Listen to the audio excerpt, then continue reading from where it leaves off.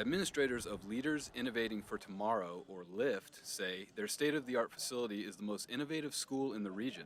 High schoolers from all over the area come here to learn, like Alexis Chin, who travels from Tuscola. And we found out about it, and I was really excited to join, and it was so cool. So the entirety of the rest of that year was like, I get to go to LIFT next year. LIFT has 7 levels, each one focusing on specific specializations like childcare, HVAC, or leadership. Mattoon senior Dwight Tell says he was an advocate for the center and now gets hands-on experience, an experience he wants more students to take advantage of. There's a lot of room for growing right now. We're hoping to get a lot more students next semester, and so I think it'd be really cool having kids throughout the whole building all the time.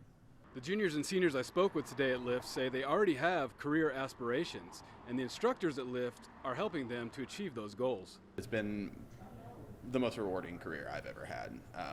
In many ways, the students come in and every day they surprise me some way, somehow. And it's just kind of neat to see them have that progression at such a young age.